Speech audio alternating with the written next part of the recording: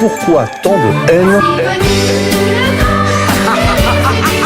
Comment peut-on accepter La haine. La haine intacte.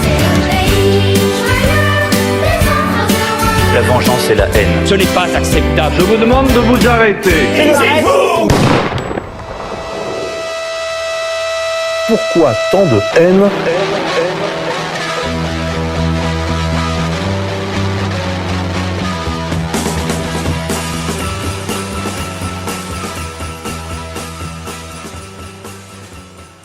Bienvenue, chers auditeurs, pour la 73e édition de Pourquoi tant de haine? Paul Verbeek à l'antenne de RFM. Pourquoi tant de haine aujourd'hui à l'égard de la Russie? Pour y répondre, j'ai la joie d'accueillir à nouveau Rachid Achachi. Bonsoir Rachid. Bonsoir Paul et merci de m'avoir invité. Heureux d'être là. Alors, si vous êtes là aujourd'hui, c'est parce que vous avez écrit un comprendre, c'est comprendre la Russie, justement. Et vous avez pris les choses d'assez haut pour, disons, faire une véritable synthèse qui, à partir des données historiques essentiellement, mais aussi linguistiques, qui relèvent aussi de l'histoire culturelle et évidemment aussi de la géopolitique, une synthèse qui permet de comprendre où en est la Russie aujourd'hui, avec le temps long. Voilà. Donc je le dis pour nos auditeurs, le livre fait 142 pages. Il est disponible aux éditions Contre-Culture pour la somme de 13 euros. Et j'en profite pour faire un point sur les éditions Contre-Culture. Donc vous savez, chers auditeurs, que c'est une maison d'édition indépendante, fondée par Alain Soral. Sa collection Comprendre a pour ambition en réalité de faire le travail que ne fait plus les éditions type Presse universitaire de France avec leur collection Que sais-je, qui a été excellente à une époque. Et là, donc avec cette collection Comprendre, c'est livrer des synthèses qui permettent de faire monter le niveau, de comprendre des sujets qui sont parfois complexes, notamment celui de l'être russe. Qu'est-ce que l'être russe? Alors pour y répondre, pardon Rachid, j'étais un peu long, on va commencer par la brume des origines. Et je pense que ça vaut la peine de s'y plonger parce que c'est c'est bien mieux que Game of Thrones. C'est aussi bien pour ceux qui aiment ça que le Silmarillion de Tolkien. Vous nous plongez dans le premier chapitre de votre livre sur les hypothèses que l'on peut tirer des données archéologiques, linguistiques, toponymiques, etc., sur les origines des Slaves, et spécialement des Slaves orientaux, enfin des Slaves septentrionaux et orientaux qui vont être à l'origine des Russes. Alors, par où on prend ce problème? Cette question, Rachid. Écoutez, je ne vous cache pas que ce fut un défi de taille que je m'étais imposé. Parce que habituellement, quand on lit un livre d'histoire sur la Russie, on commence toujours par la Rousse de Kiev, le baptême, à la limite, on commence par Novgorod, l'appel des Varegs, Yarurik qui vient et qui trouve des bras cassés, qui ne savent pas fonder un État et qui leur fondent un État. Enfin, une histoire un peu mythique que l'on retrouve dans les écrits russes des premiers temps et qui ne m'a jamais convaincu. Et donc, j'ai décidé de creuser en amont et de voir quelles sont les différentes strates qui ont rendu possible ce récit et par conséquent qui ont rendu possible la Russie historique. Et je parle de strates parce que je considère que j'ai tenté de faire une archéologie de l'âme russe. Et donc, j'ai creusé un peu tel un archéologue en essayant de remonter le plus loin possible. Alors, pourquoi un défi? Parce que quand on parle de cette période-là, c'est-à-dire à partir du 5e jusqu'au 8e, 9e siècle, avec la christianisation de la Russie, au fait, il n'y a presque rien. On a des écrits un peu éparses de chroniqueurs byzantins, puis un peu plus tardivement arabes, et puis avant romains, qui parlaient de peuples que l'on croit être des Slaves. On le verra plus tard comme les Vénètes, les Ruges, etc. Mais en fait, il n'y a pas grand-chose parce que les Slaves n'avaient pas d'écriture. C'est une raison très simple. C'était une tradition orale qui changeait. C'est un peuple qui se déplaçait en permanence. Et donc, ce n'était pas tout à fait des nomades, mais c'était des sédentaires qui se déplaçaient en permanence, qui habitaient les forêts, les marécages. Donc, on est vraiment dans un monde quasiment magique. C'est bien que vous ayez mentionné Game of Thrones, parce qu'on est dans une période de l'Antiquité tardive où on ne sait presque rien. Et donc, j'ai dû collecter différentes données. traduire différents récits, du vieux norrois également. Il y a des sagas scandinaves qui parlent de ces peuples-là, de batailles qui ont été livrées. Il y a des écrits byzantins, arabes, etc. Donc, si on devait trouver un commencement, il y a le commencement des Indo-Européens, qui est une forme de groupe civilisationnel qui a commencé à migrer et qui a donné différentes branches, dont les Perses, les Indiens, et puis une partie des Indo-Européens qui va les peupler l'Europe occidentale. Et les Slaves en font partie. Et en général, quand on parle des Slaves du point de vue occidental, on imagine qu'il s'agit d'un peuple périphérique, d'un peuple marginal. C'est là-bas. C'est la Russie, l'Ukraine, la Biélorussie. Alors qu'en réalité, c'est le premier groupe ethnique d'Europe. Les Slaves, c'est 300 millions d'individus. Et ils sont européens, caucasiens, etc. Donc, si on devait trouver un commencement, on pourrait commencer par deux étapes historiques majeures où les Slaves vont commencer à s'organiser en État. Parce qu'avant cela, d'après les écrits des Byzantins, les Slaves obéissaient à une organisation clanique extrêmement horizontale, farouchement attachée à leur indépendance et qui les rendait incapables de fonder un État. Ils étaient attachés à leur liberté, à tel point que l'esclavage qu'ils vont avoir, comme tous les autres peuples, aura une forme très atypique. Quand ils font un prisonnier, par exemple, lorsqu'ils vont envahir une partie des Balkans à l'époque de l'Empire byzantin, là on est au 7e, 6e, 7e siècle, ils vont faire des prisonniers. Et la coutume à l'époque des Slaves était de garder le prisonnier comme esclave pendant une période limitée, période de 2 ans, 3 ans. Esclave, pas les travaux durs. C'est l'esclave qui va servir dans la maison, aller, etc., chercher le bois, l'eau. Et à la fin de la période, on lui donne le choix entre deux choses. Soit il reste en tant que citoyen libre parmi les Slaves, il devient un membre du clan, soit on lui donne un peu d'argent pour qu'il puisse rentrer chez lui. Et donc, même vis-à-vis de l'ennemi réduit en esclavage, ils gardent cet attachement à la liberté de leurs ennemis. C'est-à-dire qu'on va leur rendre leur liberté tôt ou tard et qu'ils doivent payer une dette. Ils nous ont combattus et donc ils vont rester chez nous pendant 2 ans, 3 ans.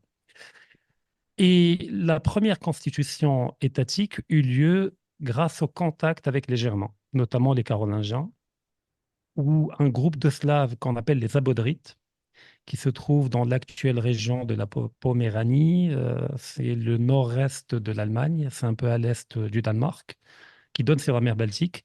On a un ensemble de tribus, une confédération tribale qui va se regrouper et qui va nommer, élire un prince. On l'appelle les Abodrites, elle peut porter différents noms, les Vingres, ça dépend de quel peuple on parle. À Chaque une peuple les époque, appelle dans les différemment. anciens, on disait obodrite aussi. Obodrites, Abodrite ou exactement. obodrite. Bon, c'est comme souvent Ben, les noms très anciens, ils ont plusieurs variantes modernes. tout à fait. Et puis, même du point de vue russe contemporain, le verbe abadrit veut dire revigorer. Donc, peut-être que c'était les vigoureux. Ils s'appelaient comme ça à l'époque. Même si le dialecte des Abodrites était davantage proche du polonais aujourd'hui que du russe actuel. Alors, ils vont fonder un premier État à partir d'une confédération tribale, nommer un prince, et la tribu qui va dominer cette confédération s'appelle les Rérèques. Je vais m'arrêter là pour ne pas spoiler ce qu'on va dire un peu plus tard. La deuxième dynamique de création d'un État slave a eu lieu sur une île allemande qui s'appelle Rügen. C'est la plus grande île d'Allemagne. Elle fait à peu près 1000 km², si je ne me trompe pas. Et donc, on a des tribus slaves qui vont migrer graduellement vers l'île de Rügen, qui est habitée probablement par un peuple germanique, et ils vont finir par dominer l'île et assimiler ce peuple germanique, qu'on appelle les Ruges. Mais en même temps qu'ils vont assimiler ces Germains, ils vont eux-mêmes être en partie assimilés, parce qu'on est toujours dans une logique de symbiose. Il ne s'agit pas d'une invasion, mais d'une migration graduelle petit à petit.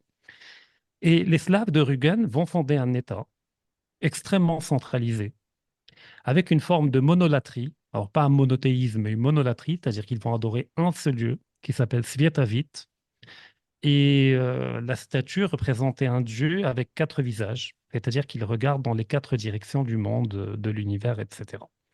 Et donc, si on veut traduire Sviatavit, c'est soit celui qui éclaire le monde, soit celui qui voit le monde dans sa totalité, c'est-à-dire l'omniscient. Et il y aura des sacrifices humains qui vont être faits pour ces divinités-là, notamment des chrétiens faits prisonniers lors de raids, etc. Alors, ce qui est intéressant avec les Rugiens ou les Ruges, c'est que cet État slave va semer la terreur dans toute la mer Baltique, à l'image de ceux qu'on appelle aujourd'hui les Vikings, c'est-à-dire de ces pillards de la mer qui font des raids rapides avec des troupes de choc, voler ce qu'ils peuvent voler et puis repartir, une forme de nomade de la mer.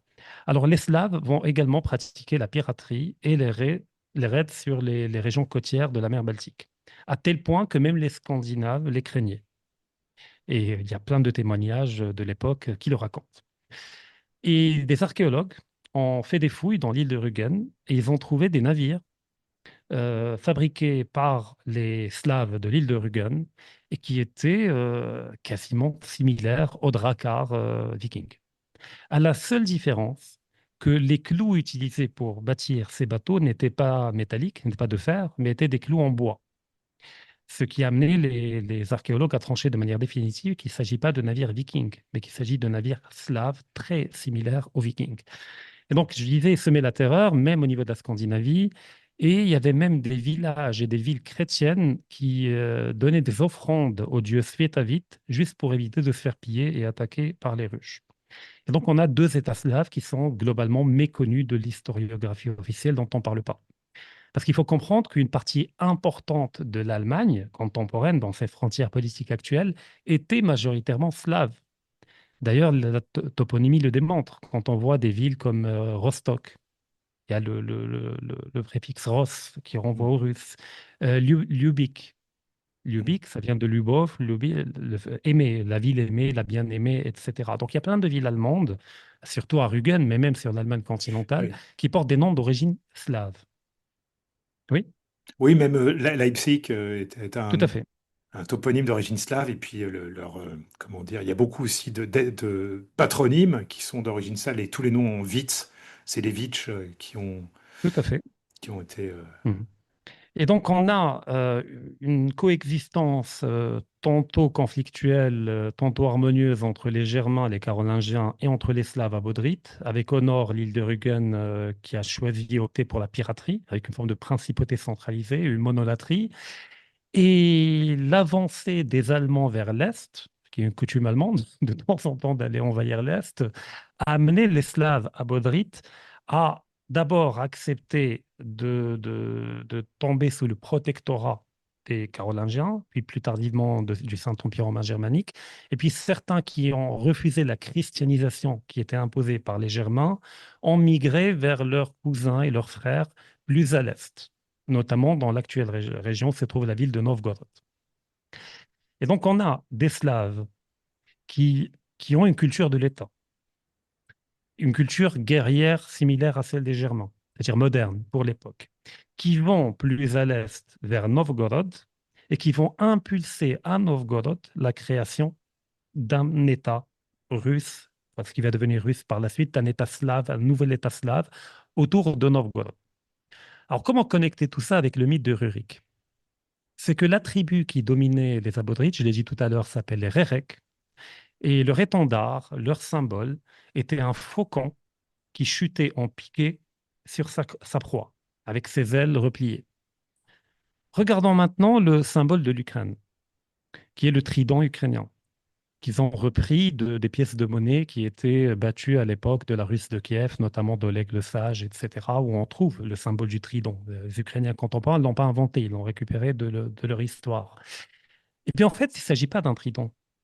Si vous regardez bien le symbole, il s'agit d'un faucon qui chute sur sa proie, on voit la tête en bas, et les trois dents, enfin le trident, ce sont les deux ailes repliées et le corps du faucon. Ça veut dire que quand les Réreg, ou une partie des Réreg, a migré vers Novgorod et a aidé les Novgorodiens, qui étaient eux-mêmes une confédération composée de Slaves, de Finno-Ugriens, etc., à fonder un État, qui par la suite a donné lieu à la fondation de Kiev, eh bien le mythe historique par la suite a personnifié la tribu des Réreg à travers un personnage qui va s'appeler Rurik et qui est tout simplement une déformation en fonction du dialecte local du nom Réreg, qui au fait ne correspond pas à une personne, mais correspond à une tribu qui était à la tête des Abodrites et qui a dû échapper vers l'est pour échapper à l'avancée des Germains. Pareil, les Ruges vont dominer la région pendant 4, 5, 6 siècles à peu près, jusqu'à ce qu'une confédération extrêmement importante dirigée par un roi danois, Valdemar, qui est Vladimir en réalité, parce que sa mère est une princesse de Kiev. Sa mère est russe, est slave. Et lui a donné le nom de Valdemar, qui est Vladimir version scandinave, avec différents duchés, le duché de Saxe, le duché de Poméranie.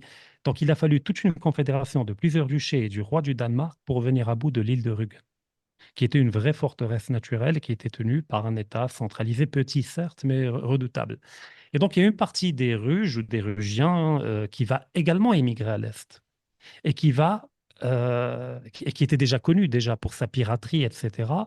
Et donc le mot qui va apparaître ensuite à côté de Ruri, qui est le mot de Vareg, sert très probablement à désigner les Rugiens. Parce qu'il n'y avait pas une présence importante des Vikings scandinaves dans la mer Baltique et notamment à l'est du côté de Novgorod. C'était surtout les Rugiens qui pratiquaient la piraterie et le pillage dans la région. Donc certes, il y a un peuple étranger qui est venu, deux peuples étrangers, une partie des Abodrites et une partie des Rugiens, mais il s'agissait de frères slaves et pas de Scandinaves. Et donc Alors c'est là, très intéressant ouais. Mhm. parce que ça vient battre en brèche c'est rompre en visière avec la thèse qui est encore pas mal court et qui est assez classique, qui est la thèse en fait de l'origine scandinave, c'est-à-dire en disant les Varegs, ce sont les Vikings suédois, qui est une thèse qu'on peut appeler normaniste et qui n'est pas dénuée de sous-entendus peu flatteur pour, disons, l'idiosyncrasie russe, hein. Mhm. Alors, c'est un peu compliqué, il y a une forme de paradoxe. C'est qu'en même temps, effectivement, c'est peu flatteur, ça l'est devenu à partir du 19e siècle, Oui, notamment lorsque les Allemands, bien avant le nazisme, bien. ont voulu, comment dire, délégitimer la Russie en tant qu'empire, en rappelant qu'au fait, vous êtes incapable de fonder un État, il a fallu des Scandinaves, c'est-à-dire proches des Germains, pour aider fonder un État. Mais le paradoxe réside dans le fait que pendant toute l'histoire de la dynastie des Rurikides, en fait, ils sont vantés de ce mythe-là. C'est ça le paradoxe, c'est qu'au fait, Oui, il ne leur a été imposé par personne. Ils ont choisi de forger ce mythe et de l'adopter pour différentes raisons. Parce que quand on est une xénocratie, c'est-à-dire que quand le pouvoir vient de l'étranger, il échappe aux querelles intestines des différents clans et tribus. Et donc, il peut s'ériger en arbitre suprême. Et donc, une partie de la légitimité de la dynastie dominante vient qu'elle ne procède pas du peuple qu'elle domine. Et donc, tout le monde la verra comme légitime pour arbitrer et non pas orientée et où il y aura pas de favoritisme.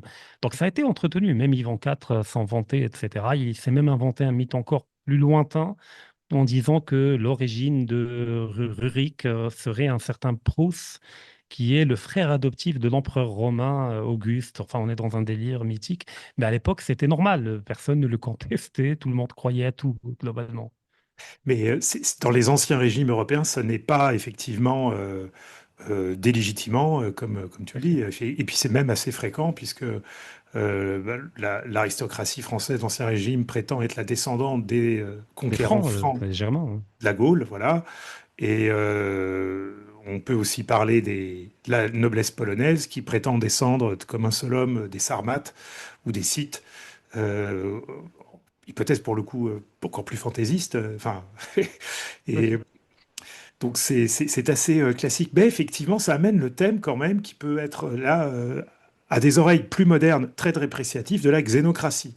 C'est-à-dire des gens qui ne peuvent pas se gouverner eux-mêmes ou choisir parmi eux leur chef et qui ont besoin de chefs imposés de l'extérieur.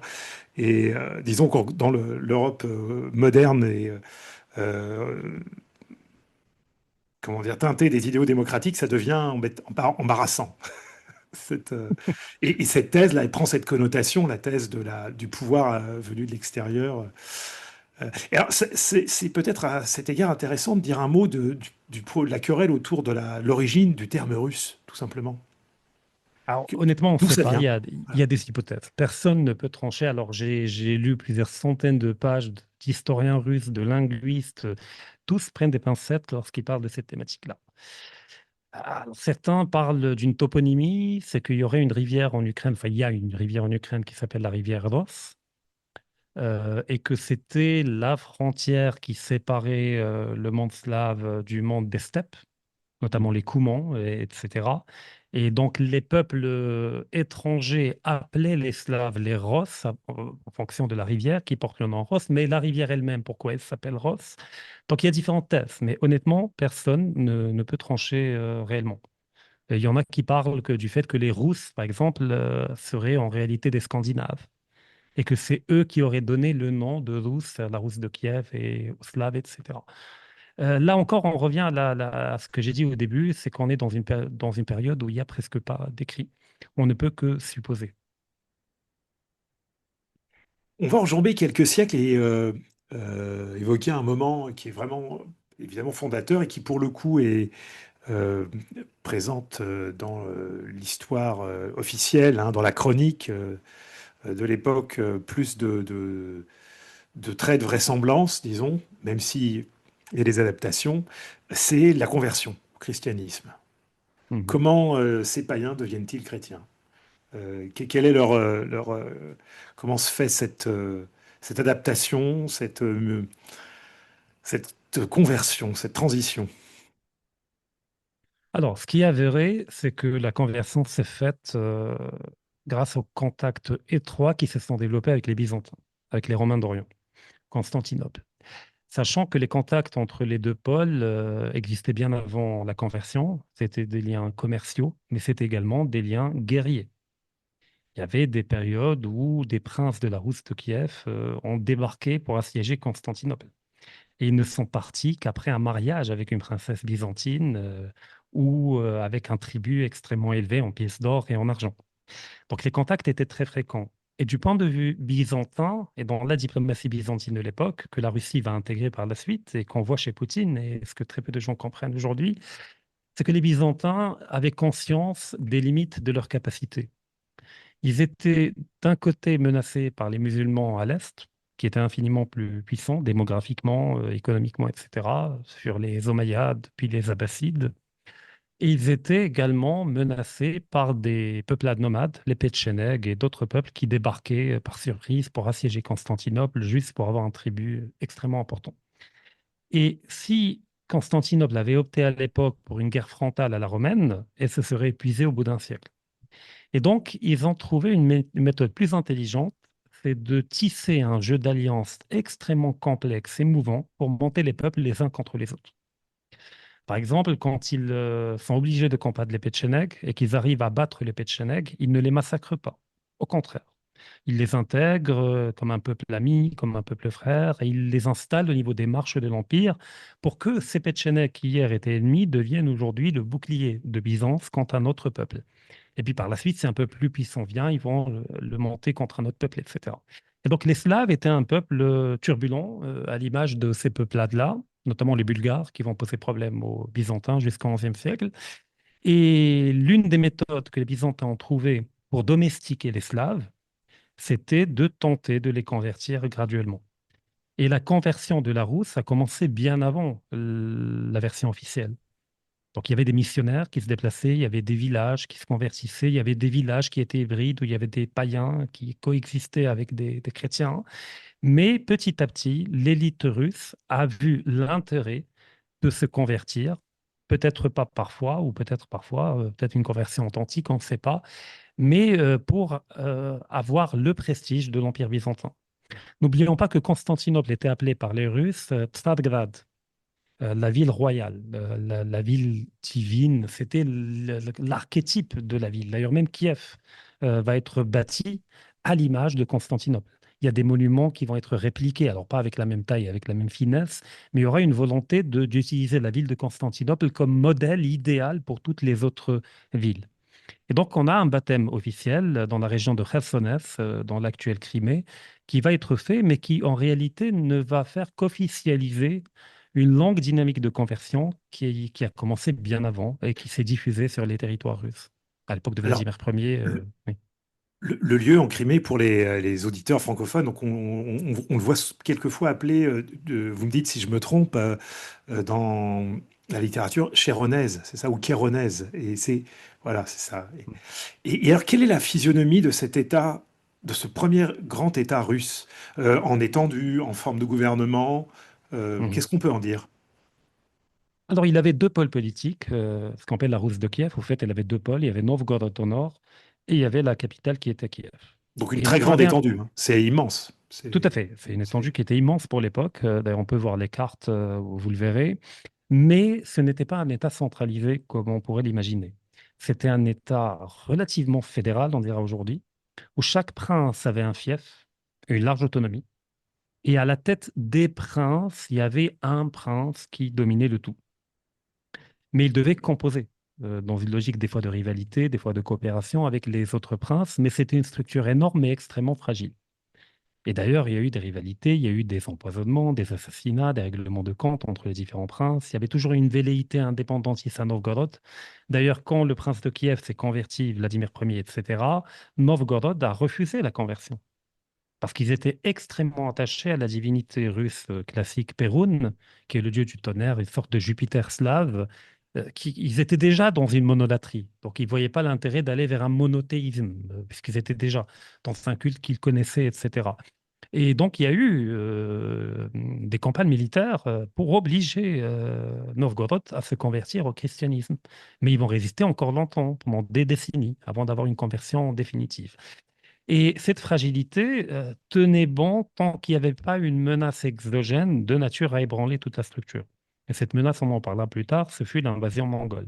Mais en fait, l'invasion mongole n'a fait que révéler une fragilité intrinsèque qui existait au sein de ces peuplades slaves réunifiées en États entre Novgorod et Kiev, mais qui gardaient cette idée clanique de manière implicite. Parce qu'il y avait un prince, un grand prince de Kiev, mais chaque prince avait son fief autonome, à l'image des clans slaves qui étaient farouchement autonomes à l'époque. Peut-être un mot, Rachid, sur cette invasion mongole quand même, qui révèle la fragilité, qui la met à jour, puisque c'est dans le, disons, la vision historiographique classique, cette invasion mongole, c'est la grande période de glaciation de l'univers russe et en tout cas même d'une bonne partie de l'Europe orientale, et qui est un des marqueurs d'une sorte de divorce entre la marche occidentale de l'histoire et la marche orientale, enfin de l'Europe orientale et tout, et spécialement en fait, surtout une sorte de Sonderweg russe, hein, le chemin spécial, chemin particulier, singulier, spécifique à la Russie, qui la tient à l'écart. Alors est-ce que c'est jusqu'à quel point c'est vrai? C'est Hmm. vrai que, juste pour revenir en arrière, à l'époque justement de cet État, euh, de cette Russe Novgodoro-Kievienne, il y a cette Anne de Kiev qui épouse un roi de France, hein, on est en 1051, quand Anne de Kiev épouse Henri Ier, roi des Francs d'ailleurs, pour être tout à fait précis à l'époque, dans la titulature. Bon. Mais ce fait historique, 2 siècles, 3 siècles après, est impensable. Que Mhm. s'est-il passé pour que ce qui était finalement pas impossible, puisque ça a eu lieu, devienne pratiquement impensable après? Alors, il y a eu deux ruptures qui ont totalement isolé la Russie de la dynamique historique de l'Occident. La première, c'est l'orthodoxie. Parce que les peuplades slaves ont opté pour deux choix différents. Il y a des Slaves qui ont opté pour la catholicité, ça a donné ce qu'on connaît aujourd'hui comme étant les Polonais, et puis d'autres ont choisi l'orthodoxie pour des raisons géographiques, historiques, commerciales, on en a parlé, mais dans le livre, j'entre dans les détails. Et le schisme qui va avoir lieu entre le monde orthodoxe et le monde catholique au XIe siècle, en 1053, si je ne me trompe pas, en 1052, Oui. va déjà préparer cette rupture avec l'Occident sur le plan théologique, religieux, civilisationnel, et les Russes vont opter pour le rite grec, enfin la totale. Mais les échanges, les alliances avec d'autres familles régnantes ont perduré pendant un certain temps malgré le schisme. Et donc il y a eu Anne de Kiev, il y a eu également la mère du roi du Danemark, Valdemar, qui est une princesse de Kiev. Donc il y a différentes couronnes d'Europe qui épousaient des princesses de Kiev et inversement. Mais l'invasion mongole va définitivement déconnecter la Russie du monde, pas uniquement du monde occidental, mais même du monde byzantin. Hmm. Là, on est au début du XIIIe siècle, la première moitié du XIIIe siècle. Il y a un contingent mongol qui pénètre sur la terre de la Rousse après avoir dévasté toute l'Asie centrale, la Perse, avec tous les massacres qui ont lieu. Ça va très vite, hein. Oui, oui. Tout à fait. C'est une armée redoutable, les Mongols. Alors j'entre un peu dans les détails, mais ils ont érigé l'espionnage à un niveau impensable pour l'époque. Également la communication, parce que pour dominer un territoire grand comme l'Eurasie, il faut des relais de communication extrêmement efficaces. Et donc ils avaient inventé la poste avant la poste. Ils avaient des relais où il y avait des chevaux tout frais pour que l'émissaire pouvait changer de cheval à n'importe quel moment pour arriver le plus rapidement possible. Et donc ils envoient un corps de reconnaissance pour voir est-ce que ça vaut la peine d'envahir la Rousse de Kiev ou pas. Les Russes apprennent l'arrivée d'une peuplade nomade qu'ils ne connaissaient pas. Et le prince de Kiev décide de rassembler une armée pour aller affronter ce corps de reconnaissance qu'ils prennent pour une armée. Le corps de reconnaissance mongol, c'est entre 5 000 et 10 000 hommes. À l'époque, c'est une armée pour les Russes. Et donc, ils rassemblent quelques princes, ils vont à la rencontre de cette petite armée mongole. Et là, les divisions intrinsèques à l'identité slave refont surface. Et chaque prince dit c'est lui qui va commander, c'est lui qui va établir la stratégie, c'est lui qui va mener la première charge. Et à la fin, ils vont mener une attaque de manière totalement désorganisée, pas du tout synchronisée, et ils vont être écrasés par ce contingent mongol.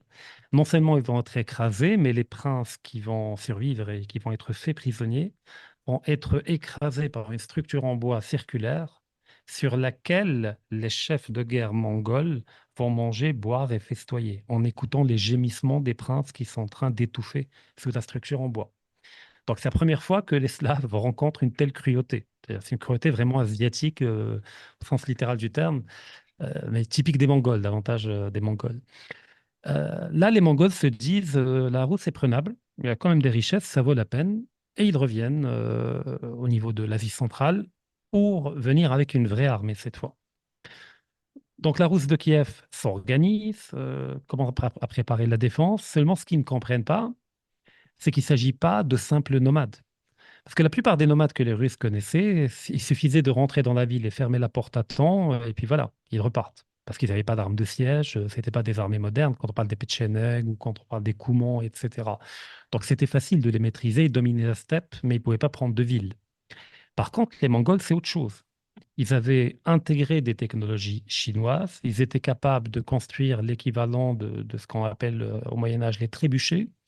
Ils savaient faire des tours mobiles en bois pour assiéger les murailles. Et donc, c'était une armée, certes nomade, mais ultra moderne et à la pointe de la technologie militaire de l'époque. Et donc, les forts, les fortins et les villes russes vont tomber l'une après l'autre. Certaines vont opposer une défense héroïque, mais le siège ne dépassait pas en moyenne un mois. Un mois, c'était le maximum. Et puis, c'était un massacre total de quasiment toute la population afin d'utiliser la terreur comme instrument d'avancée territoriale, pour que les villes ouvrent leurs portes au lieu de résister à l'armée mongole, par ces stratégies de la terreur. Et donc la Rousse va être totalement envahie. Kiev va connaître, enfin Kiev va être rasé littéralement, mais toute la région de l'actuelle Ukraine, c'est-à-dire le cœur, le noyau de la Rousse de Kiev, va connaître une dépopulation. Premièrement en raison des massacres, mais également en raison de l'exode de la population qui va chercher à fuir les raids mongols en allant s'installer vers le nord, dans la région de Novgorod, qui ne va jamais être prise par les Mongols, parce que Novgorod va s'ériger en république autonome et indépendante et qui avait les moyens de se défendre, et qui va plutôt choisir la vassalité vis-à-vis des Mongols. Je rappelle qu'Alexandre Nevsky, le grand prince de Novgorod qui va battre les Teutons, l'ordre teutonique à la bataille du lac Peipus, était un vassal des Mongols. Et que dans l'armée d'Alexandre Nevsky, il y avait un contingent d'archers mongols qui combattaient aux côtés des Russes contre des Germains teutoniques, etc. Donc toute la Rousse va être conquise, sauf Novgorod, qui va être épargné et qui va choisir la vassalité. Et donc, on assistera à un déplacement du centre de gravité démographique du monde russe qui va quitter le sud, Kiev, pour se déplacer vers le nord. À tel point que les petites villes épargnées par les Mongols au nord ne vont pas pouvoir intégrer tous ces Slaves, tous ces Russes qui viennent de la région de l'actuelle Ukraine. Et donc, ils vont devoir travailler comme métayers, comme travailler la terre, le bétail, etc., comme servants. Et pour certains historiens russes, on a là le début de ce qui va devenir le servage par la suite. Parce que les Russes, durant la Russe de Kiev, il n'y avait pas de servage, il n'y avait pas d'esclavage. C'était vraiment un attachement à la liberté. Quand on voit le code, la loi de la Rousse de Kiev, c'était extrêmement moderne pour l'époque. C'est-à-dire vraiment, la peine de mort n'existait pas. La pire peine, c'était l'exil. Il y avait un code juridique extrêmement complexe pour régler les litiges de manière non violente, etc. Donc tout cela va voler en éclats. Les Slaves de l'actuelle Ukraine vont migrer vers le nord massivement et vont être obligés de travailler quasiment comme esclaves pour un rien, pour deux sous, pour les gens qui étaient déjà installés au nord. Donc premier basculement démographique et donc économique et commercial. Deuxièmement, les impôts qui vont être imposés par les Mongols à tous les Russes, autant ceux de Kiev que ceux du Nord, vont tuer toute la productivité, l'ingéniosité, le commerce, etc. des Russes. De même, tous les artisans, les meilleurs techniciens, on dira pour l'époque, etc., qui étaient en Russe, vont être capturés par les Mongols et envoyés en Mongolie ou bien à Sarai, qui était la capitale de la Horde d'Or. Et donc la Russie va perdre ses meilleurs artisans, ses meilleurs génies. De l'intelligence, l'intelligentsia de la Russe de Kiev va être capturée et prise par les Mongols. Ce qui fait que la construction en pierre va disparaître. Parce qu'il n'y a plus personne qui maîtrise la construction en pierre. Et donc, là, par exemple, la ville de Moscou, jusqu'au XIIIe, XIVe, même le XVe siècle, elle était encore en bois.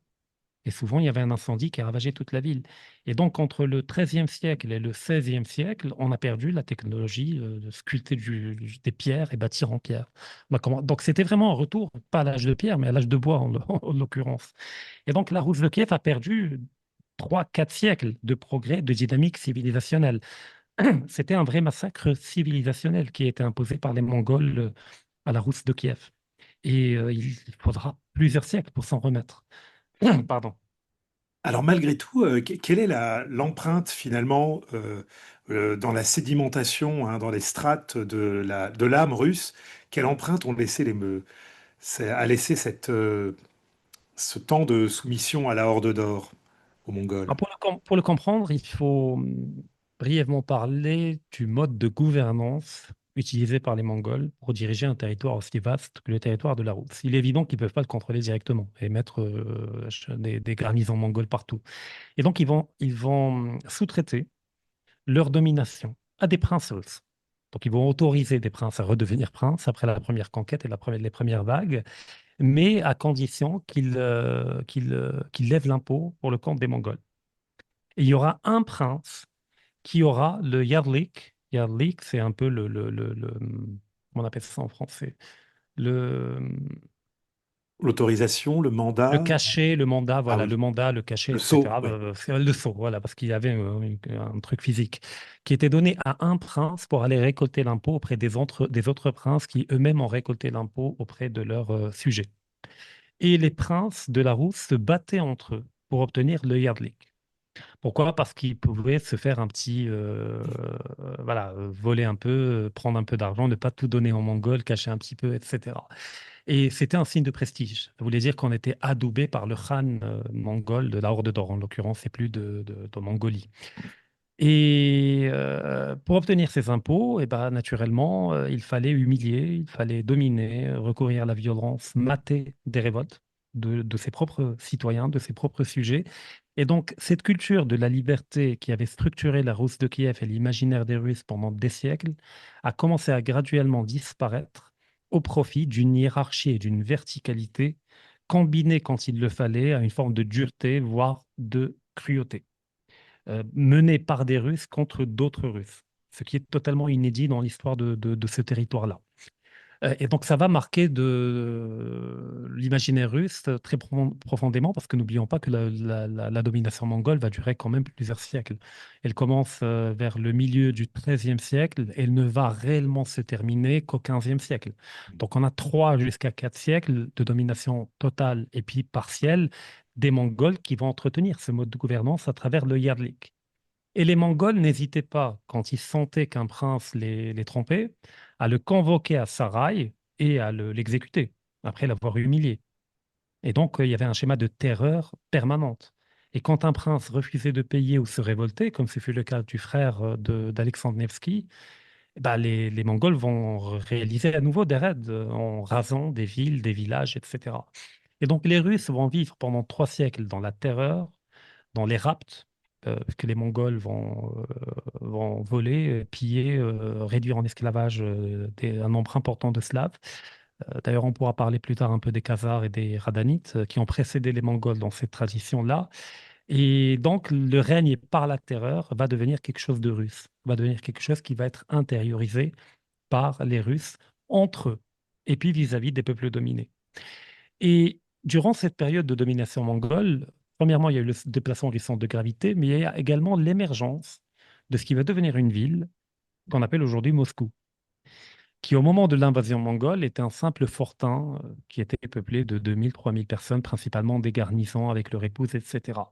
Mais le très petit prince de la Moscovie, de Moscou, qui était un petit duché, quelques dizaines de kilomètres carrés, va profiter de l'affaiblissement des grandes lignées rurikides, celles de Kiev et des autres de Pskov, Tchernigov, toutes les grandes principautés, pour commencer à gravir les échelons, grignoter du territoire au détriment de ses petits voisins, et puis jusqu'à obtenir le Yardlik, le célèbre Yardlik tant convoité par les princes de Kiev.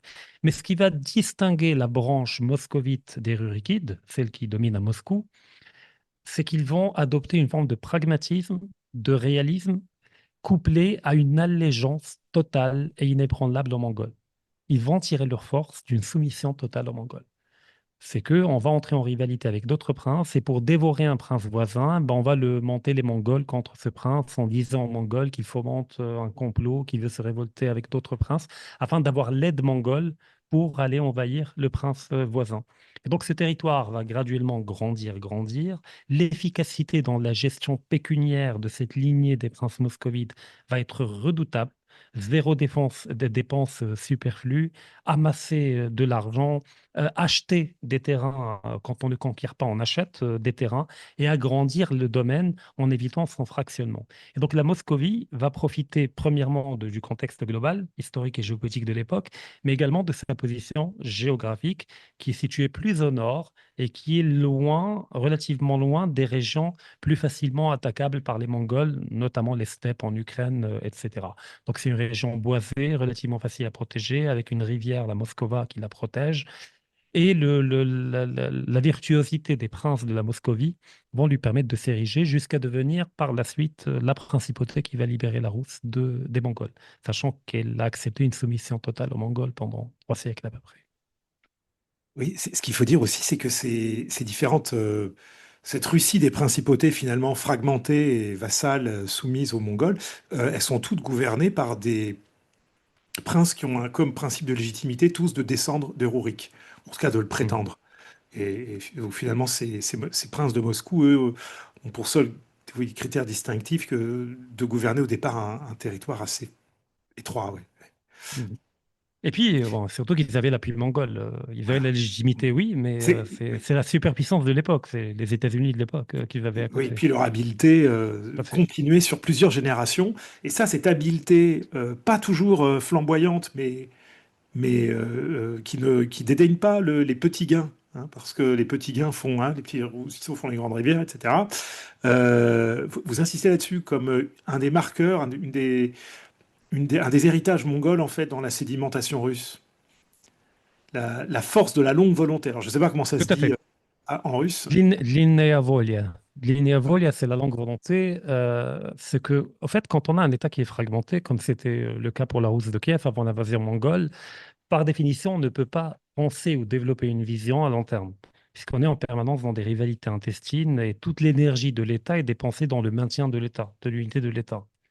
Par contre, une fois que les Russes ont intégré la verticalité du pouvoir grâce aux Mongols, la terreur comme instrument, et la consolidation et la concentration du pouvoir entre les mains d'un seul prince au détriment des autres princes, c'est une dynamique qui va durer jusqu'à Pierre le Grand et même jusqu'aux bolcheviks, et même jusqu'à aujourd'hui, on pourra dire, de concentration du pouvoir. eh bien, ils vont accéder à un autre niveau de réflexion stratégique qui est celui de la vision à long terme. C'est-à-dire qu'on se fixe un objectif à long terme, par exemple le rassemblement des terres russes, on le verra plus tard avec Ivan III, on va connaître des revers, on va connaître des défaites, on va même perdre la capitale, les Mongols, les Polonais vont la prendre, etc. Mais on va toujours avoir le même objectif, quoi qu'il arrive. C'est comme si on va dans un mur et on tape en permanence, peut-être avec une cuillère, mais sur le même endroit pendant 3 siècles. Là, le mur finira par se fissurer, tôt ou tard. Cette longue volonté, les Mongols l'avaient. Les Mongols ont connu des revers. C'est-à-dire, globalement, ils gagnent toutes leurs campagnes stratégiques, mais ça ne veut pas dire qu'ils ne connaissent pas de défaite. Mais quand ils ont un objectif en tête, ils déploient tous les moyens à long terme pour l'atteindre. Et les Russes ayant accédé à cette verticalité du pouvoir vont intégrer ces dimensions stratégiques. Et donc, quoi qu'il arrive, même en perdant la capitale, on le verra plus tard avec Napoléon qui va prendre Moscou, on ne perd pas de vue l'objectif stratégique, quoi qu'il arrive. Et aujourd'hui en Ukraine, malgré le début catastrophique de la campagne en Ukraine, avec les pertes importantes au début, tout le monde disait que l'armée russe allait s'effondrer, qu'elle allait s'écrouler. Ils gardent le même objectif, quoi qu'il arrive. Et ça, c'est une variable anthropologique que les experts occidentaux ont tort de ne pas inclure dans le grille de lecture. Parce que quand ils voient les Russes ou les soldats russes, ils voient tout simplement des soldats occidentaux moins bien armés. C'est vraiment de projection d'eux-mêmes sur les soldats russes. Mais s'ils comprennent que ces soldats qui sont en Ukraine, autant les Ukrainiens d'ailleurs que les Russes, sont les héritiers d'une tradition byzantine, plurielle et mongole, et qu'ils ont en tête cette vision de long terme, couplée à une forme de nihilisme, vous ne pouvez pas les battre. Vous pouvez les exterminer, vous pouvez les génocider, mais vous ne pouvez pas les battre. C'est d'ailleurs le drame de cette guerre-là, c'est qu'on a des Slaves contre des Slaves. Ça ne s'arrête jamais quand des Slaves se battent entre eux. C'est toujours sanguinaire, ça dure toujours très longtemps, parce qu'on a deux peuples, alors je ne parle pas de l'État ukrainien, mais du peuple ukrainien, deux peuples qui portent en eux cette volonté de longue durée. C'est avec acharnement, en mordant et en ne lâchant rien, et avec une forme de combiné à une forme de nihilisme qui est propre à tout le système tyrannique. Historiquement, la tyrannie, notamment Ivan IV, etc., va instaurer une forme de nihilisme typiquement russe. On le verra plus tard lorsqu'on parlera d'Ivan IV. On peut peut-être dire un mot à ce stade du tsar dont le... Enfin, justement, j'ai lâché le mot tsar. Est-ce le premier, celui en tout cas qu'on a sous-titré, enfin qu'on a appelé le rassembleur des terres russes? Alors, il y a un débat ou une querelle entre historiens russes pour savoir qui doit-on qualifier de premier tsar. Est-ce qu'il s'agit d'Ivan III ou est-ce qu'il s'agit d'Ivan IV? Alors, de facto, c'était Ivan III. De jure, on pourrait dire que c'était plutôt Ivan IV. Alors, pourquoi de facto c'est Ivan III? Premièrement, parce qu'Ivan III va réunir tous les emblèmes et tous les attributs de l'Empire. Premièrement, il va épouser une princesse byzantine, Sophia Paléologue, qui est la nièce du dernier empereur byzantin, Là, on se Constantin situe XII après la chute de Paléologue. Constantinople, là. Tout à fait, 1452 ou 53. Donc, une partie de la famille des Paléologues, qui était la dynastie byzantine, va fuir une partie en Pirée, une autre en Italie. Et Sophia Paléologue et son frère vont être protégés par le pape, voilà, à Rome. Et le pape avait une vision stratégique. Il voulait, face à la menace ottomane, fédérer les chrétiens. Et il avait besoin de plus de chrétiens. Et pour lui, les orthodoxes ne sont pas des chrétiens depuis le schisme. Et donc, il fallait convertir la Rousse de Kiev pour ouvrir un second front contre les Ottomans. Et donc, il y a des pourparlers qui sont entamés entre Ivan III et le pape pour organiser le mariage que voulait Ivan III avec Sophia Paléologue. Pourquoi? Parce que si le grand prince de Moscou épouse une princesse byzantine, il peut s'autoproclamer comme étant le continuateur de la tradition byzantine. Et donc, il est le nouvel empereur byzantin. Donc ça, c'est extrêmement important pour Ivan III. Et pour le pape, ce mariage était conditionné par la conversion d'Ivan III à la catholicité. Donc c'était un deal qui devait être fait. Alors peut-être pas une conversion à la catholicité, mais peut-être un nouveau concile amenant les orthodoxes russes à revoir leurs dogmes de telle manière à ce qu'ils soient compatibles avec la catholicité. Alors le mariage a lieu. Sophia Paléologue ne le voulait pas. Pour elle, la Moscovie, c'est un truc lointain, barbare. Le mariage s'est fait et naturellement, Ivan III ne s'est pas converti. Donc, il a rompu le deal et Sophia va devoir se reconvertir parce qu'elle était orthodoxe. Elle était byzantine, grecque, orthodoxe. Mais pour calmer un peu l'église à Moscou et les fidèles, on lui a demandé quand même de se reconvertir pour éliminer tout doute. Parce qu'on a dit qu'elle a passé trop de temps à Rome et peut-être qu'elle est devenue catholique, c'est un cheval de Troie du pape, etc., etc. Donc elle va se convertir, prendre le nom de Zoé, et elle va ramener dans ses bagages l'emblème de l'Empire byzantin, qui est l'aigle bicéphale, que la Russie n'avait pas.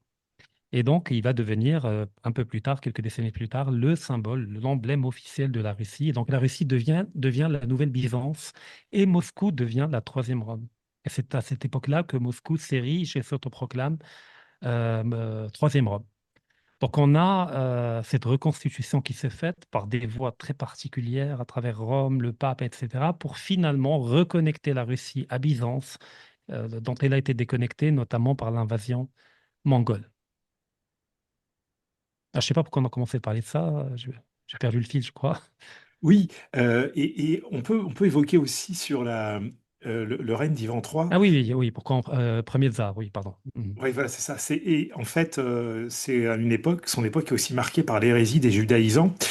Il est peut-être intéressant à cet égard de revenir finalement aux Khazars et aux Radianites et à l'antiquité de la question juive finalement en Russie, Mhm. qui est là. Bon, on est obligé de faire un retour en arrière de pas mal de siècles jusqu'aux Khazars, mais donc ce peuple turco-mongol qui choisit, qui accueille des juifs et qui choisit le judaïsme. C'est quand même très curieux et remarquable. Alors, pas le peuple, mais les élites khazars Les qui vont se élites. convertir. Le peuple va rester dans son paganisme pour la majorité, sauf les marchands qui voulaient se rapprocher des élites, etc. Alors, à l'époque, là, on est entre le 7e, 8e siècle. Il y avait une corporation de commerçants juifs qui s'appelle les Radhanites. Ils sont très peu connus, d'ailleurs, même par les Russes, sauf les historiens russes qui les connaissent par cœur. Et pas pour de bonnes raisons. Cette confédération, corporation, on ne sait pas comment l'appeler, de commerçants juifs était spécialisée dans le commerce de l'esclavage, dans la traite des Slaves. Et donc, comme ils ne pouvaient pas eux-mêmes aller capturer, parce qu'ils n'étaient pas connus pour être de féroces guerriers, ils sous-traitaient la capture des Slaves à des peuplades turco-mongoles, dont les Khazars. Donc les Khazars faisaient des incursions dans les villages, dans les villes de ce qui va devenir la Rus de Kiev. Là, on est avant la conversion, et donc on est dans des peuplades slaves païennes. Donc on capturait des Slaves, on les donnait aux Radhanites, on les vendait aux Radhanites, et puis les Radhanites organisaient le commerce transcontinental pour les revendre dans le monde musulman. Alors en Andalousie, qui était très friand de Slaves, et à Bagdad et dans la partie orientale du monde musulman. Et pour ce faire, eh ben, ils devaient traverser l'Europe occidentale. Et donc ils avaient obtenu la complicité de plusieurs cardinaux qui, certes, sachant que l'esclavage était interdit en terre chrétienne, ont fermé les yeux sur cette traite de Slaves, tout simplement parce que pour eux, ce n'étaient pas des chrétiens, c'était des païens. Donc voilà, ils peuvent pas profiter de la protection octroyée par l'Église et les sauver de l'esclavage. Et donc, on a, sur une période de 2, 3 siècles, des centaines de milliers de Slaves qui vont être capturés par les Khazars, et pas que par les Khazars, mais par différentes tribus, donnés aux Radhanites, et les Radhanites vont se charger de les vendre un peu partout. Alors, ces Radhanites parlaient une pluralité de langues, enfin toutes les langues de ces régions-là, pour pouvoir commercer avec tout le monde. Et ils avaient une pratique, je ne sais même pas comment la nommer, même cruelle ne suffit pas. C'était ce qu'ils ont développé des ateliers de castration d'enfants, de castration à vif. Il n'y avait pas d'anesthésie, etc. Et l'enfant slave castré était vendu 3 fois plus cher qu'un enfant non castré ou qu'un adulte. Pourquoi? Parce que pour obtenir un enfant castré, ben, on en perdait 3 ou 4. Infection, crise cardiaque par la douleur, etc., etc.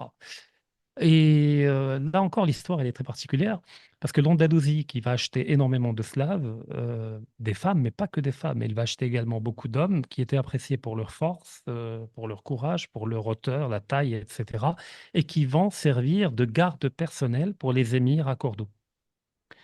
Et à une époque même, lorsque l'émirat de Cordoue va connaître une implosion interne, ils vont même fonder une principauté à eux. Donc il y aura une principauté slave musulmane, parce qu'ils vont être convertis à l'islam, en Andalousie. Donc on voit bien comment ça bougeait un peu partout à l'époque. Et les Radhanites, pour asseoir leur présence auprès des Khazars et pour la consolider, parce que les Khazars se trouvaient à un endroit éminemment stratégique, l'actuelle Crimée, la région de l'actuelle Kherson en Ukraine, eh ben, ils vont graduellement convertir une partie de l'élite des Khazars par une logique matrimoniale, par des mariages de part et d'autre, etc., impliquant des conversions, parce qu'un non-juif ne peut pas épouser une juive.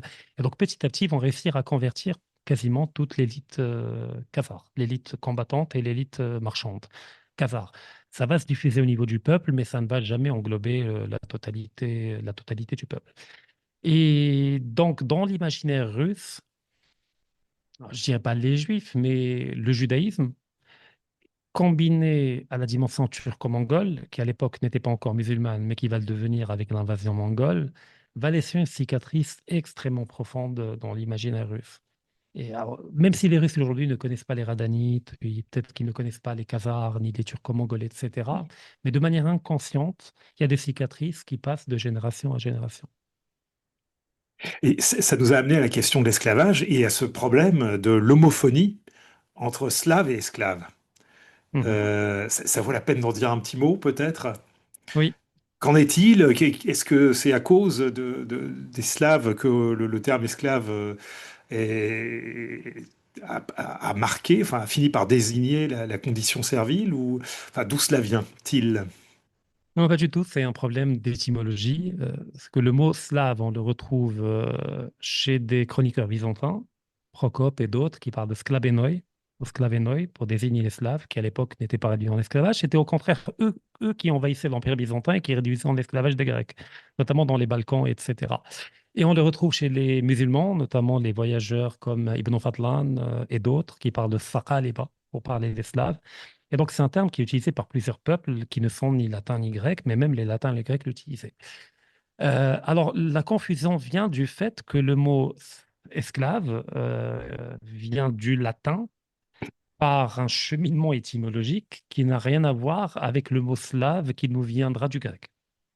Mais la confusion est née dans l'esprit de manière très tardive. D'ailleurs, à l'époque, on faisait la différence entre les deux. Mais l'origine la plus probable du mot slave vient du russe lui-même, enfin des dialectes slaves eux-mêmes. Le mot slova en russe veut dire mot. Hmm. Le mot, ça se dit slova. Le dictionnaire se dit slava. C'est le dictionnaire. Et donc, il n'y a rien d'étonnant à ce qu'une ethnie s'appelle elle-même celle que je comprends. C'est-à-dire, quand une ethnie slave rencontre une autre ethnie slave, bah, sûrement ils disent Ah, Slovo. C'est-à-dire, je comprends ce qu'il dit. Et l'autre, il Et- dit Ah, Slovo. Et voilà, ils se prennent dans la main, etc. Contrairement à Niemetz. Niemetz qui va devenir allemand par la suite, qui veut dire celui qu'on blablabla, barbare, qu'on ne comprend oui, pas. le muet, celui qu'on ne comprend Voilà, pas le parce qu'il ne muet parle qu'on pas. ne comprend pas. Et donc, très probablement, slave vient du mot russe ou du mot slave qui est slava, c'est-à-dire celui qui parle la même langue que moi. Et c'est tout à fait logique et très, très solide étymologiquement, historiquement, etc.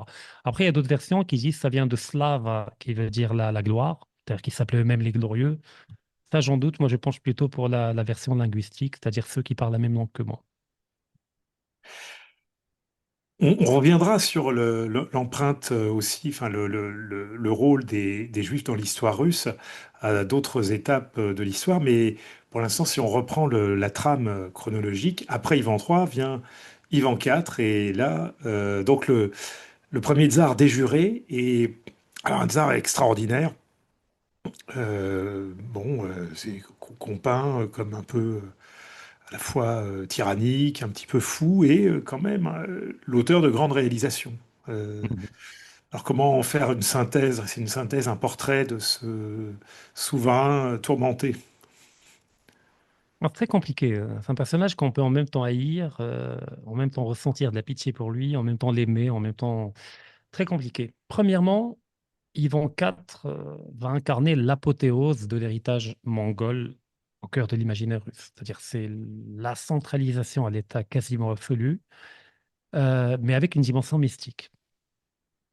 Pourquoi? Parce que, premièrement, pour être honnête vis-à-vis Ivan IV n'était pas un tyran vis-à-vis du peuple. Il n'a jamais tyrannisé le peuple, il n'a jamais torturé le peuple, ni tué le peuple. Il a tyrannisé de manière redoutable la noblesse, les boyards. Donc, c'est pas Staline. Staline, c'est le peuple qui a principalement souffert de sa tyrannie et ça se compte en millions de morts. Ivan IV aimait le peuple. il se considérait comme étant proche du peuple. Il était loin du faste de ceux qui l'ont précédé, etc. Il s'habillait de manière très rustique, comme un moine. Il passait des nuits blanches à faire des prières. Et quand il condamnait à mort des boyards, il passait une nuit blanche à s'auto-flageller en demandant pardon à Dieu, dans le sens où j'étais obligé de les tuer en tant que chef d'État, c'est-à-dire la raison d'État, mais en tant que chrétien, je te demande de me pardonner, ô Dieu. Donc c'est un personnage vraiment torturé intérieurement par son devoir en tant que tsar, mais également par sa culpabilité en tant que chrétien. Alors pourquoi il maltraitait les boyards, il massacrait, il torturait, etc.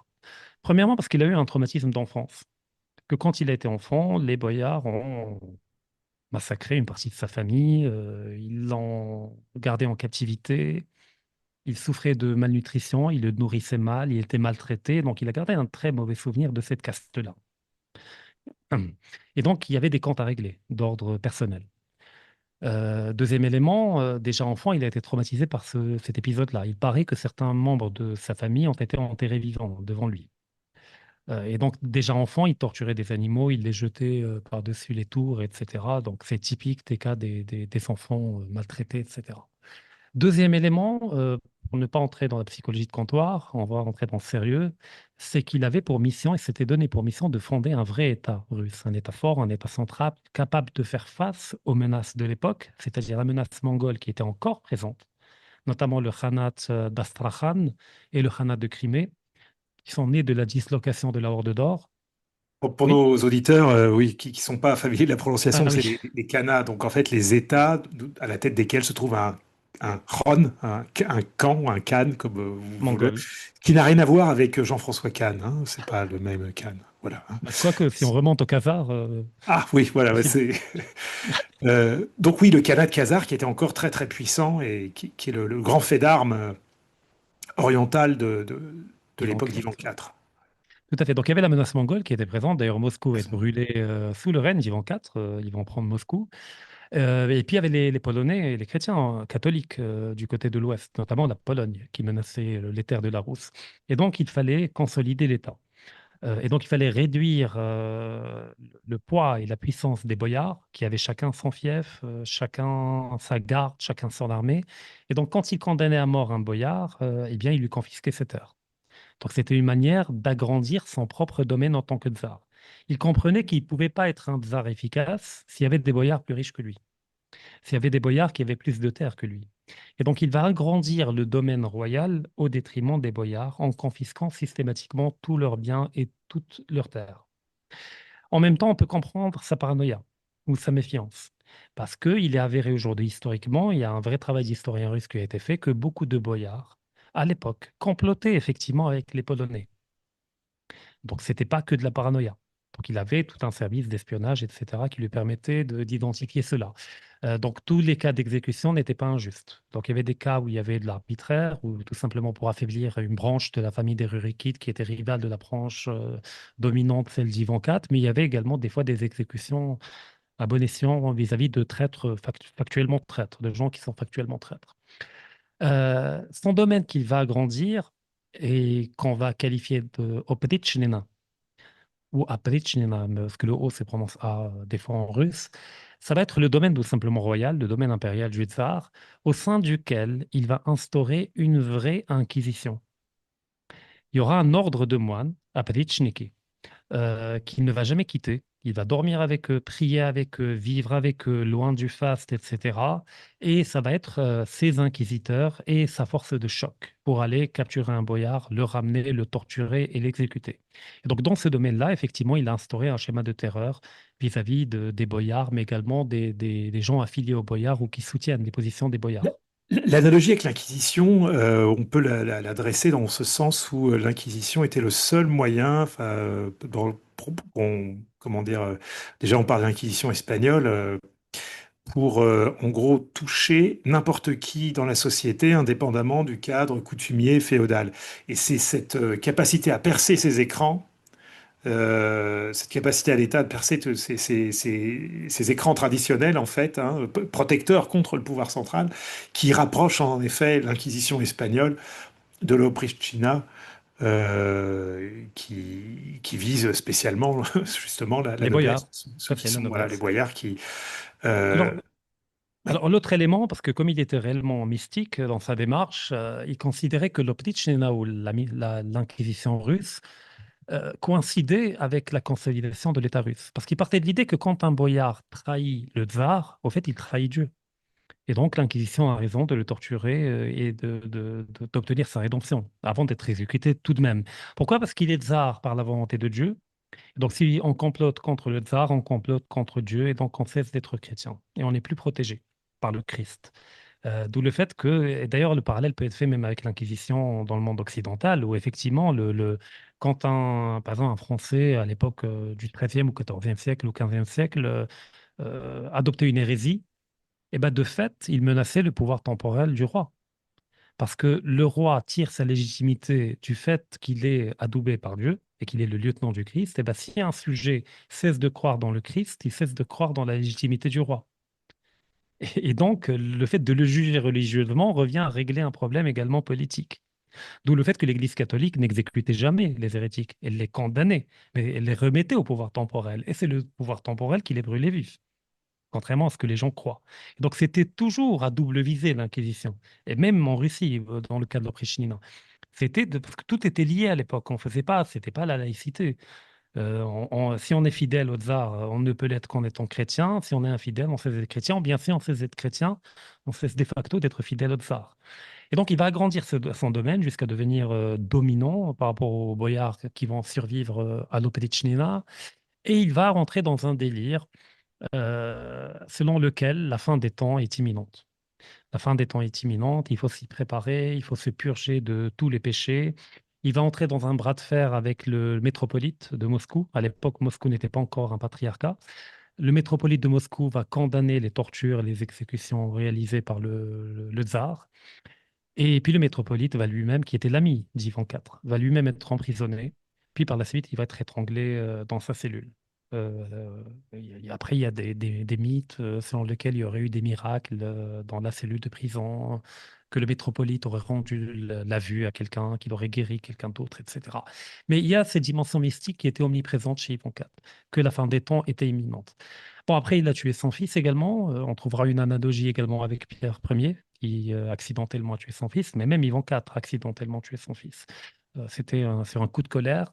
Et il paraît que des boyards, par l'intermédiation de gens dans l'entourage d'Ivan IV, l'auraient graduellement, sur plusieurs années, empoisonné à l'arsenic. Et il y a eu des prélèvements qui ont été faits, parce que le corps d'Ivan IV est enterré à Moscou, et qui a confirmé qu'effectivement, il y avait des doses extrêmement élevées d'arsenic dans les cheveux d'Ivan IV, entendu qu'il était empoisonné sur la longue durée, et qu'une présence importante d'arsenic pouvait donner lieu à des cas de démence. Il y a des excès de colère, etc. Et donc la paranoïa terminale d'Ivan IV et la violence terminale d'Ivan IV peut être due à l'empoisonnement dont il a été victime. Mais c'est celui qui va jeter les bases de l'État central, fort autour de Moscou et de la Moscovie. Et c'est le premier tsar, effectivement, dans tous les sens du terme. Bon, il va chers décapiter auditeurs, également, il va décapiter plein d'épouses, c'est un peu comme les Tudors. Voilà, oui, il a eu 8 épouses, je crois, il y en a une qui a survécu, qui a été exilée dans un monastère. Mais bon, je donne plein de détails dans le livre, là, je donne les grandes lignes, juste pour donner envie de lire. chers auditeurs, merci de nous avoir écoutés. C'est sur cette figure d'Ivan IV, de tsar, autocrate et rassembleur des terres russes, et qui a marqué cette histoire, qui permet de comprendre une partie donc de cette âme russe, que nous allons provisoirement nous quitter.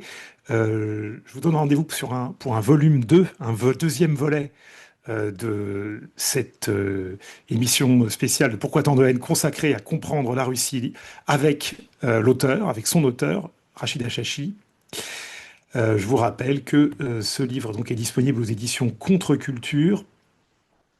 Il fait 142 pages pour 13 euros, et je vous invite également à regarder les coffrets que proposent les éditions Contre-Culture, notamment un qui est un coffret Russie, hein, avec les contes russes de Tolstoï également, et quelques autres livres absolument intéressants.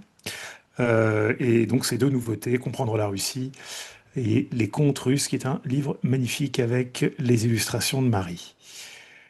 À très bientôt, chers auditeurs. Merci Rachid. Merci Paul Verbeek et merci à tous les auditeurs et auditrices. Et j'espère qu'ils vont apprécier le livre. Il y a plein d'autres pépites dont on n'a pas parlé et voilà, pour donner envie de lire. Pourquoi tant de haine? Comment peut-on accepter La haine intacte. la vengeance et la haine? Ce n'est pas acceptable. Je vous demande de vous arrêter. C'est vous